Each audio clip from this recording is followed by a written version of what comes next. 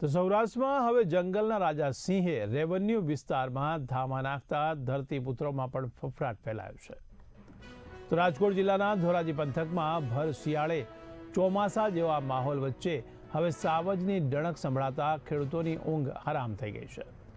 ધોરાજીના કૈલાસનગર પાછળના સીમ વિસ્તારમાં રાત્રિના સમયે સિંહના આટાફેરા અને ગર્જનાઓને કારણે ખેડૂતોમાં પણ ભયનું લખલખું પ્રસરી ગયું છે।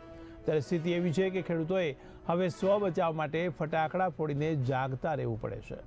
ત્યારે ઘટનાની જાણ થતાં વન વિભાગે પણ મોડી રાત્રે જંગલને ખૂંદી વળ્યું હતું અને સ્થાનિક ખેડૂતોના જણાવ્યા અનુસાર આ વિસ્તારમાં હવે શિકારની શોધમાં જંગલી જાનવરો આવી ચડ્યા છે। ત્યારે ગત રાત્રે સીમમાં સિંહના અવાજો સંભળાતા ખેડૂતે એકઠા થઈ સ્વ બચાવ માટે સૂતળી બોમ્બ ફોડવા પડ્યા હતા। થોડા દિવસો પહેલા જ રેલવે ટ્રેક નજીક પશુનું મારણ પણ થયું હોવાની વિગતો સામે આવી છે, જે સાબિત કરે છે કે આ વિસ્તારમાં હવે હિંસક પ્રાણીઓની અવરજવર વધી ગઈ છે। ત્યારે ગત મોડી રાત્રે શાંત વાતાવરણમાં અચાનક સિંહની ડણક સંભળાતા દોડધામ મચી ગઈ હતી। આ વિસ્તારના ખેડૂતો અત્યારે રવિ પાકને બચાવવા માટે રાત દિવસ ઉજાગરા કરી રહ્યા છે। ત્યાં જ હવે જંગલી જાનવરોનો ત્રાસ વધતા ખેડૂતો મુશ્કેલીમાં મુકાયા છે। તો ખેડૂતો દ્વારા સિંહ હોવાની જાણ કરવામાં આવતા ધોરાજી વન વિભાગ પણ હરકતમાં આવ્યું હતું।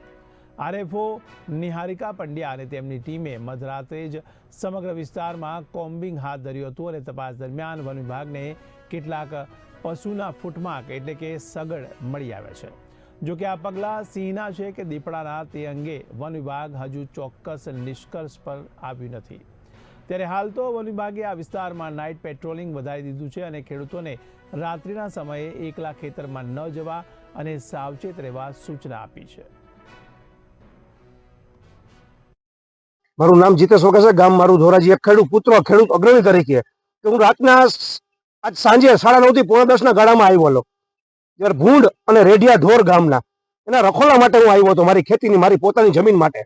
તો આજે મેં ભઠ્ઠો કર્યો, ખુરચી રાખીને હું બેઠો હતો, તો મેં કીધું 2-4 હુતરી બોમ્બ ફોડું, તો મેં કીધું ભૂંડ હોય કે રેડિયા ઢોર હોય તો એ નીકળી જશે કીધું। તો આજે મને સિંહની જે તાળ આવી છે આજની તારીખમાં કે હું મારી ઘીરે અચાનક મારે પણ ભાગવું મુશ્કેલ પડી ગયું છે। 4 થી 5 અવાજ મને સિંહના અવાજ આવ્યા છે એરંડામાંથી। તો આજે રાતના 1 વાગે અને 10 વાગ્યા પહેલા તો વન અધિકારી સાહેબો બહેનોને મેં ફોન કર્યો અને અધિકારીઓને મેં ફોન કર્યો, સાહેબો બહેનો બધા આવી ગયા વન વિભાગના। પણ આજે તપાસ કરી અને લોકેશન ગોતીએ છીએ। આજે રાતના 1 વાગ્યા પણ આજની તારીખમાં કે જે આગલું પણ ઢોરનું મારણ કરેલું છે રેલના નજીકની પાટાની અંદર, અને પાછું આ સીમમાં જ જે તાર નાખી છે મેં હુતરી બોમ્બ ફોડવાથી એટલે હું સીધો મારી ઘરે નીકળી ગયો। Niharika Pandya, range forest officer Dhoraji. આજે કૈલાસનગર વિસ્તારની પાછળ જે વાડી વિસ્તાર છે ત્યાંથી જીતેશભાઈ વગાસિયા કરીને ખેડૂત છે, એમનો કોલ આવ્યો હતો કે અહીંયા સિંહનો ક્યાંય અવાજ આવે છે। આ બાબતે અમે લોકો તપાસ માટે અહીંયા આવેલા છે। શું તપાસમાં શું લાગે છે મેડમ? તપાસમાં હાલ તો જે વિસ્તારમાં એમણે અમને લોકેશન બતાવ્યું છે કે આ જગ્યાએથી અવાજ આવે તો ત્યાં અમે લોકોએ અત્યારે સમગ્ર એરિયા ચેક કર્યો છે, પણ હાલ એવું કંઈ ડાઉટફુલ જેવું લાગતું નથી।